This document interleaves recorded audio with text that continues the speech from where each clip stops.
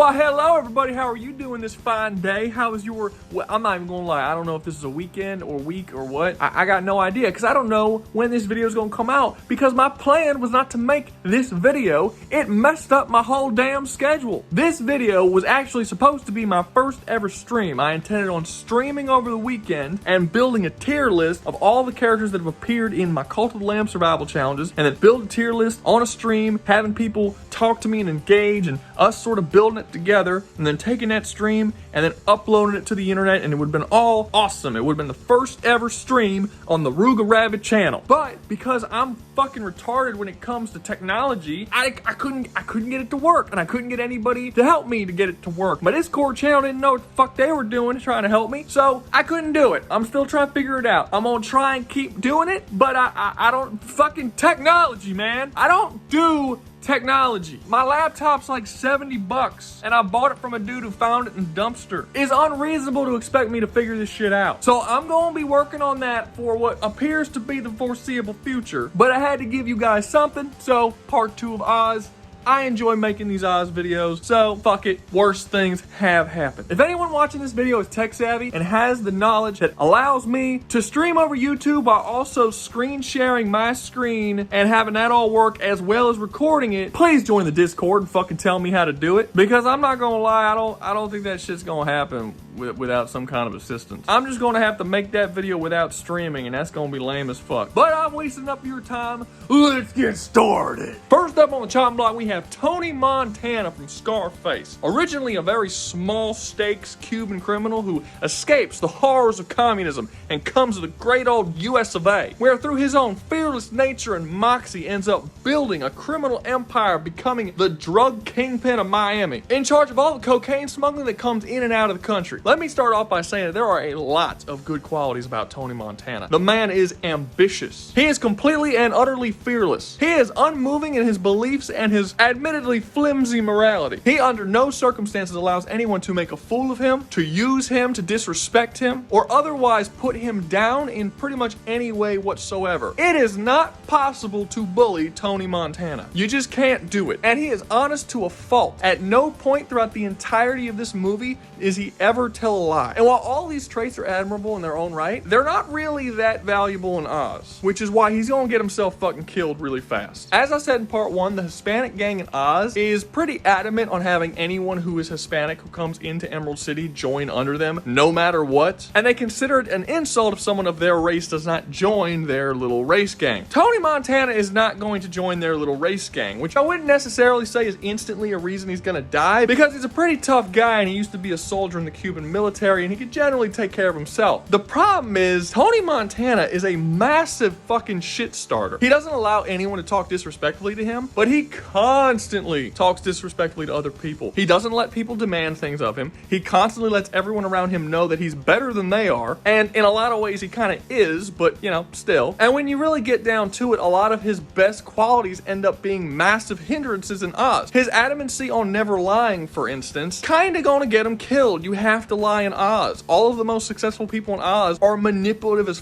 fuck. And one of Tony's best qualities, and the only reason he's been able to get as far as he is in his criminal empire, is because he's very much so a straight shooter who just says things like they are. He lacks any form of tact that will allow him to sort of navigate the inner politics of Oz, which is super fucking necessary. If the Hispanic gang approaches him with the expectation that he should join them, he's gonna tell them to go fuck themselves. This is going to start off issues right out the bat. And this problem is just going to be compounded with his myriad of fucking flaws. Just as a couple of examples, Tony lacks any form of fucking loyalty. He betrays literally every single person he works under throughout the course of his entire fucking movie. His adamance on sticking to his beliefs no matter what and not shaking is a good thing in a lot of aspects, but it also means that he's unbelievably stubborn and almost impossible to negotiate with. He has a massive fucking ego, intense levels of pride. He does what he wants when he wants. He doesn't care how it affects other people around around him, and he doesn't even really care that it might get him killed. Fearlessness is generally a good thing, but there's a certain point where your fearlessness becomes stupidity. And yes, Tony Montana is to that point. He will pick fights with literally anyone, including people who he knows can kill him pretty easily. And because of his ego and pride, he believes that he will be okay and overcome it. But if you've seen Scarface, you know that's not really the fucking case. But none of that even covers his absolute greatest weakness and the biggest issue he's gonna run into with Oz. He's a massive fucking coke addict. When he gets to Oz, he's gonna have two choices. One, start hitting massive fucking cocaine withdrawals, or two, swap his addiction from cocaine to heroin. And the reason for that is, just for some clarification, there is no cocaine in the prison of Oz. The main drug that they distribute is heroin, to which they lovingly refer to as tits,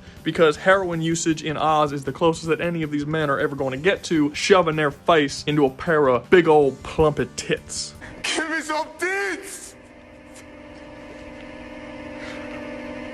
Give me some fucking tits! Which will lessen the cocaine withdrawals, not completely eliminate them, by the way. But even if he does do that, it will put him under the control of the other gangs who run the heroin business in the prison. He will have no choice but to deal with them in order to fuel his really massive fucking addiction. So what's his choices at that point? Either be controlled by another gang who basically tells him what to do, how to do it, and when to do it if he wants his fucking fix, or he'll have to go to war with that gang. I don't think there's a single soul who's seen the movie Scarface and thinks he won't go to war with that gang. He will. Now, depending on when he arrives to Oz, different gangs are in control of it. Originally, it's the Italians, then eventually it becomes the black gang, then the Mexican gang sort of shares it with the black gang for a while. It sort of flip-flops, but the point is, it's always a fucking gang completely in control. And if Tony Montana goes to prison, he's not gonna have a fucking gang. Now, you can maybe argue that Tony has a chance of taking over the Hispanic gang, possibly, but in order to do that, he has to join under it first and build his way up. He's not just gonna walk in and take it over. In his own movie, he was able to grab the power that he grabbed because the boss was a fucking pussy who he killed in a single night and was instantly able to take over his entire empire. And the guy who was helping him ship cocaine to the country liked him because he always told the truth. That's it. Those are the only reasons he was able to take power. That's not going to be the case in Oz. If he just walks up and kills the fucking leader of the gang, the entire rest of the gang is going to kill him. It's not going to be as simple of a task as it was in his own movie. And while Tony had no problem with joining under people at the beginning of Scarface, by the end of Scarface, after he becomes the literal boss of Miami, he has such a fucking inflated head and ego, he's never gonna do that shit again. Especially not some small town fucking gang out of Oz. I mean, the dude was dealing with international crime syndicates. So yeah, I just don't see how Tony's gonna survive here. In his own movie, his personality is shown to be the thing that gets him killed, and it's gonna be the exact same situation here. He's gonna arrive to the prison with a massive cocaine addiction and this just general shit-starting personality. He's gonna piss off a lot of people just by his normal behavior. He's gonna make some very big moves to try and take over, some very bold and impressive moves, but also very stupid moves, and it's going to lead to him getting killed. That's just going to be the way it is. And to be honest with you, while he's a pretty tough dude, you know, being a soldier and all, he doesn't actually have any hand-to-hand fighting scenes in the entire movie. He just shoots people. There are people who are in Oz who have very clear fighting skills. Like, how the fuck is little ass Tony Montana, who's like 5'5", 5'6", gonna fight the 6'3" mountain of muscle that is Adebisi, who's in prison for hacking a bunch of dudes to death with a fucking machete? He's not. He's gonna fucking lose. He's not gonna have a gun to shoot people. He's literally gonna have to survive fist fights and being shanked in the shower and shit. Everybody fucking hates his guts because he's walking around acting like a fucking asshole to everybody, which is how he behaves throughout his entire movie. He's dead. Tony Montana is not gonna make it far in Oz. Next up, we got Tony number 2, Tony Soprano from The Sopranos. And as exciting as this one is, because Tony Soprano is awesome, this is gonna be kind of a boring and probably pretty short section, because I don't really think he's gonna cause that many issues. If you haven't watched The Sopranos and don't know anything about it, it follows a character named Tony Soprano, who is the mob boss of New Jersey. And oftentimes he does come into contact with the New York Mafia, and they're pretty big characters in it, and he has a good relationship with them, and they work together and all this kind of stuff. And it's a 5-season show,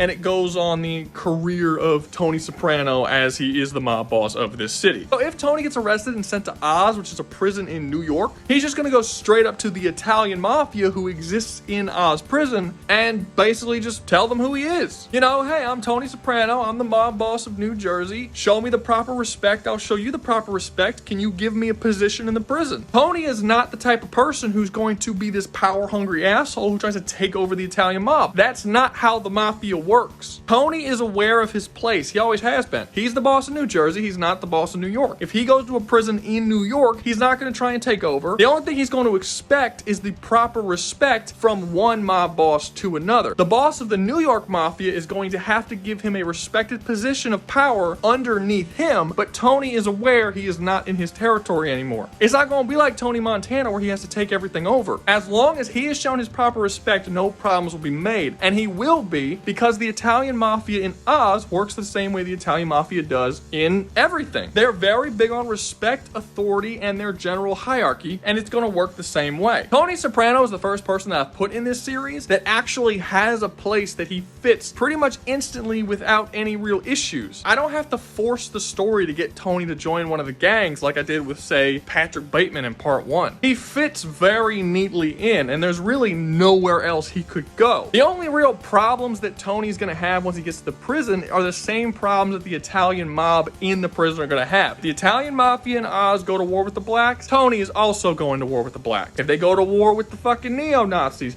or the Mexicans, or anybody else, that will also become Tony's problem. But Tony's gonna have a very comfortable position there. And in fact, with the insane body count that happens in Oz, chances are that Tony will naturally end up taking over the prison once the main Italian boss in there dies, which he does in the story. He's killed in the Oz TV show. Once that happens, not only Tony, but all of the other Italians are going to know that he would be in line next to be in charge in the prison. If the mob boss of New York City is in prison and he dies, who's going to be in charge after him? Some regular basic bitch New York mob guy, or Tony Soprano, the fucking boss of New Jersey? It's obviously going to go to the boss of New Jersey. He's the next highest rank in the prison as far as they're concerned. Now, is it possible that there's some sort of storyline that happens where a New York mob member doesn't appreciate New Jersey mafia coming in and basically taking over after their boss dies? Maybe. But that New York mob will be going against the rules of his own organization in order to do that. It's going to be understood that, no, you need to give that man his proper respect. He earned his position of boss of New Jersey. And he is a friend of the family. Like, we work together, we're both Italian mobs. And to be honest, even if that does end up happening, I don't think they're necessarily gonna win. I mean, Tony Soprano physically is a beast. He's like, what, 6'5", 300 pounds? He's shown in his own series to be able to physically overpower pretty much anyone he has a confrontation with. On top of that, he's the best leader in the prison and one of the smartest people in the prison, specifically when you're talking about the characters who are in the Italian mafia. I think that if people try to mutiny against him and take over because they don't like that New Jersey is coming in on their territory or whatever, Tony's going to be able to see it coming, and I think you're going to end up having like an Italian civil war where a lot of the people are actually going to want Tony to take over because he's a better leader and a better person for the job. There are maybe only 2 other Italian characters in all of Oz that have his ability to lead. So do I think Tony's gonna be okay? Yeah, I do. He's gonna have the protection of the entire Italian mafia behind his back, and he's gonna instantly be in a very, very high level of command the moment he walks in the prison. These are gonna help him a lot. Is it possible he dies by someone who is with the Italian mafia that doesn't like him being there? Yes, but it's unlikely. The most likely way he's gonna die is if he goes to war with another gang and he just dies in that war, which again, possible, but not entirely likely. Tony has a lot of flaws, but he doesn't really have the flaws that would be necessary to cause a war. I mean, he does cause a war in his own show, but that was for very specific reasons that I don't really think are going to come up in the prison of Oz. Generally speaking, he'll be able to work with the Mexican gang, the black gang, and everybody else, and he'll be able to negotiate, and he'll be able to come to peaceful solutions, because that's what he does for the vast majority of The Sopranos. He's a relatively reasonable dude, especially compared to some of the people we've been talking about already. So yeah, I know he's only the second one on this list, but Tony should be fine. Next up, we have Hannibal Lecter from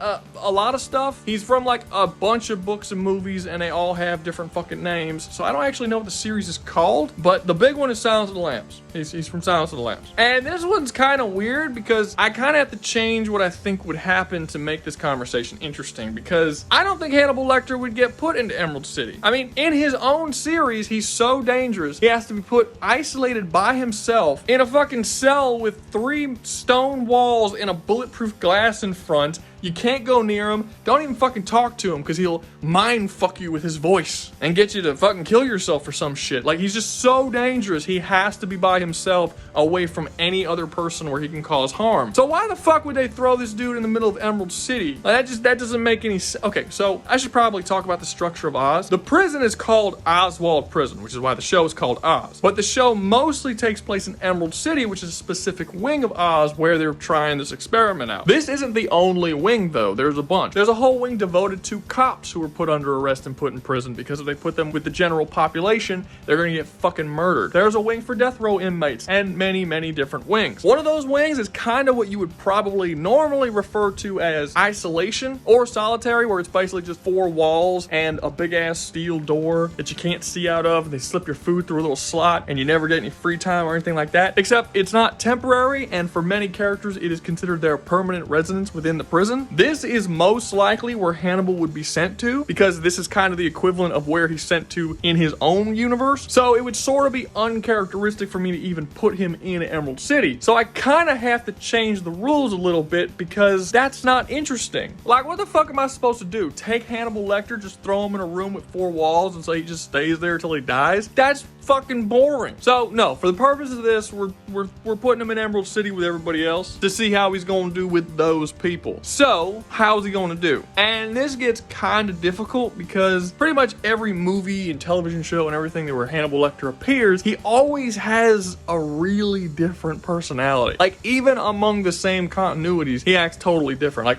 one of the fucking movies with Hannibal Lecter has it be a goddamn love story where he falls in love with a cop, and I'm like, what? Why? And maybe he's more consistent in the books, but I haven't read the books. Like, I got the book, it's in storage. I just haven't read it because I don't like fat, juicy cock. What do I look like, a fucking fairy? Going around reading shit with no pictures? Oh, hey, Ma! Bunch of these viewers on YouTube, goddamn fairies reading words and shit. Because of this, it's really hard to narrow down exactly what the character would actually do. So I kind of just have to look at all of these different variations of his character and kind of come to some sort of middle ground, like something that is clearly shown and makes sense for all versions together, if that makes any sense. So the traits that never change across any version of the character is that he is a cannibal serial killer, that's the big one, and he has a very good grasp and understanding on the psychology of other serial killers and murderers. And essentially, he understands sickness or mental sickness in a way that most other people do not. You also have things that happen in the Hannibal show, which could be very useful because it does show him act in a way that we haven't seen him act before, but it's really, you can argue that it's because he's in an environment we've never seen him in before, which is essentially before he's caught and he's just like in the world. And what that show reveals is that he basically considers the art of serial killing exactly that. It is an art. He views his murders in much the same way that an artist would view a painting or a sculpture that they made. It's a sort of sick love for it and gets damn near to the point of obsession. So the question then becomes, how would somebody like that do in Oz? And we really don't have to guess all that much because that's kind of Keller. Now, while Keller doesn't view his murders as art, he is a serial killer who has a damn near superhuman level of understanding of how people think and their general thought processes, and uses that to manipulate the people around him for the things that he wants to do. And while I would argue that Keller's manipulation ability is better than that of Hannibal, his understanding of the person's mind who he's interacting with isn't necessarily. They're probably about the same. I mean, Hannibal is a trained psychologist who has shown being able to predict exactly what people are going to do before they do it based on very little information about them. And because of this, I think Hannibal Lecter will survive in Oz. Will he excel in Oz? No, I don't think he will.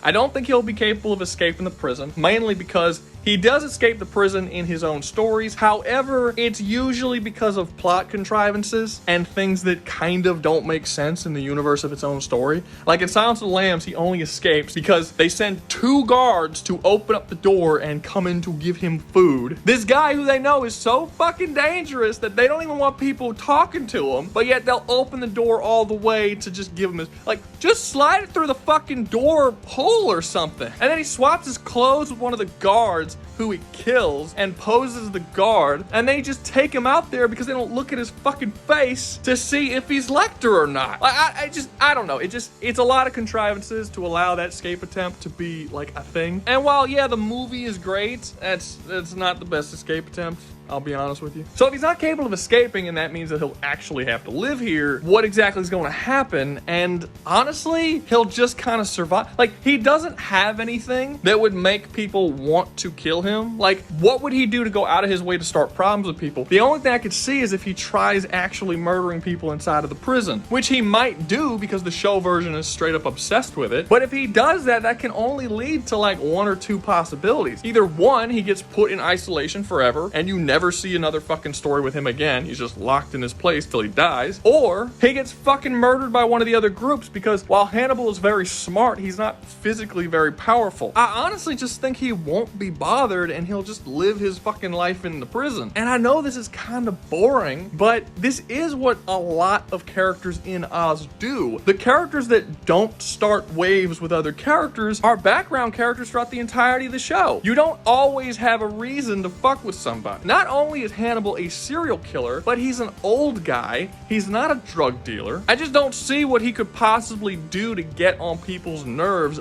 other than like murdering people. Yeah, I know this one's kind of all over the place, but the more I think about it, the more I just think it's going to be like Keller. He's just going to sort of exist in the prison, sort of do what he wants to do. If he does kill someone, it'll be very rarely. I don't think he'll really get caught in the act unless he gets careless, and he's not one to really get careless. So he'll just sort of live in the prison being this very dangerous person that could blow up at any time and murder a bunch of people, but just never will unless someone gets on his nerves, which is unlikely to happen. I mean, how many fucking 50, 60-year-old men are going to get fucking like raped in Oz? You know, like how often does that even happen? In the show, it never happens. Like the old guys are generally left alone. He might get bullied on occasion, maybe, but like for what?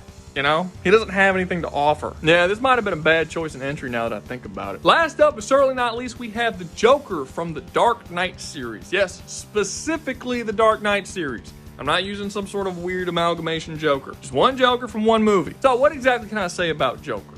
Well, he's a terrorist. He likes chaos. He likes theatrics. He's a pathological liar, and he has a very specific point to prove, which is that basically anybody pushed to the extreme can turn into a fucking bad guy. And he wants to go out of his way to break the unbreakable. And that's about it. Yeah, it's crazy how little there is actually to say about this character despite how much he's beloved. He really is one of those characters who's beloved not necessarily due to his writing, although he does have some very memorable lines, but because of the acting that Heath Ledger did for the character. I don't believe that this is one of those roles that you can replace the actor with most other actors and it would still be equally a good character. This is very much so an okay written character that is excelled beyond that by an amazing fucking performance. How exactly would the Joker do if he was sent to Emerald City? So right out of the gate, Joker's gonna have a lot of things going for him. For one, if he is being sent to prison for all the shit that happened in Dark Knight, then he's going to be basically a celebrity by the time he goes to Oz.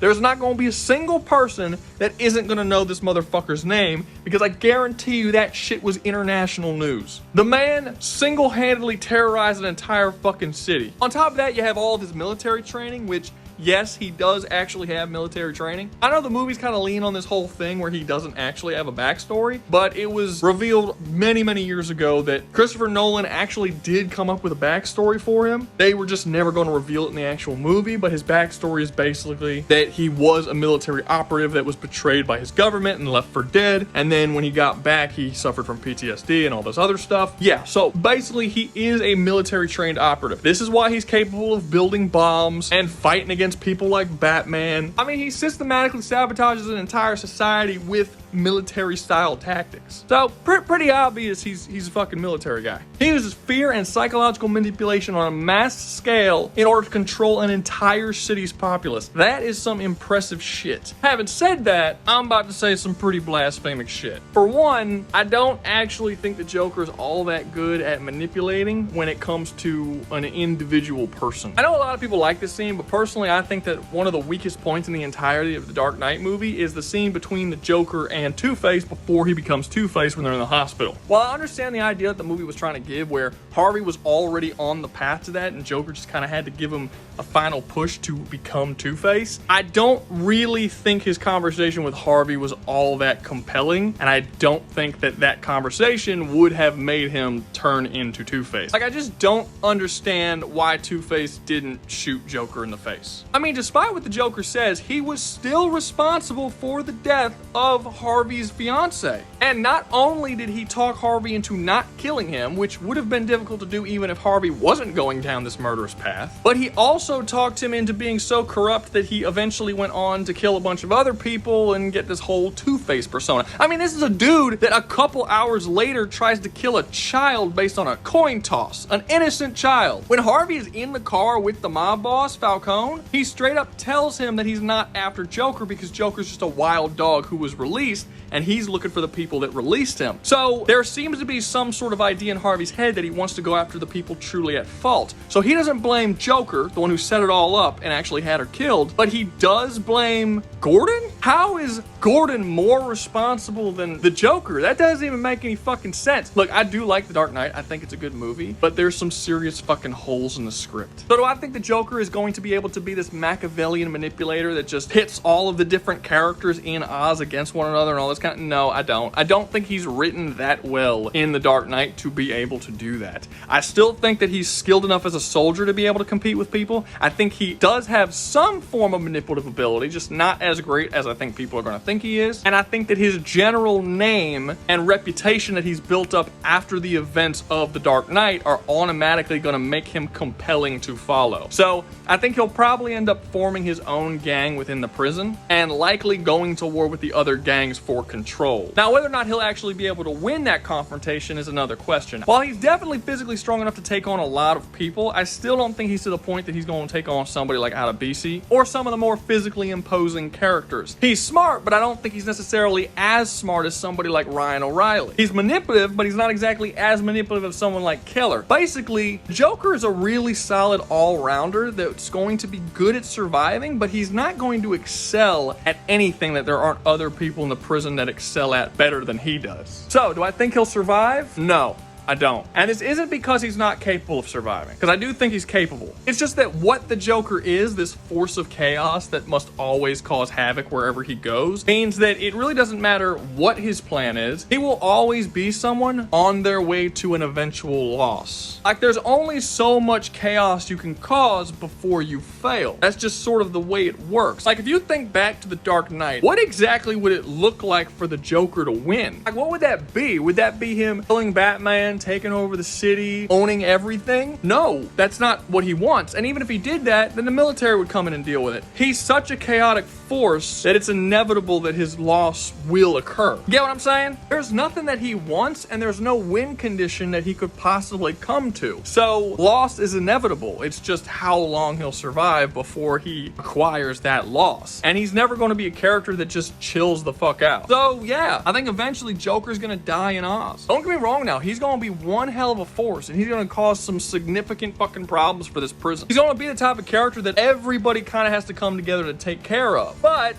that is sort of inevitable because of the nature of who Joker is. So yeah, Joker fucking dies. But that's gonna be all from me. Hope you enjoyed the video. If you did, make sure to like, subscribe, comment, share, and join the membership. Remember, if you join the membership, you get videos early. And as an extra bonus, if you join the membership today, we're gonna give you a big old pair of floppy tits. Just shove your face all up and motorboat them bitches. And if you're a lady, I don't know, maybe a big old juicy cock. Y'all like that, right? Just putting your face into a big old dick. And always remember, y'all stay safe out there, you hear?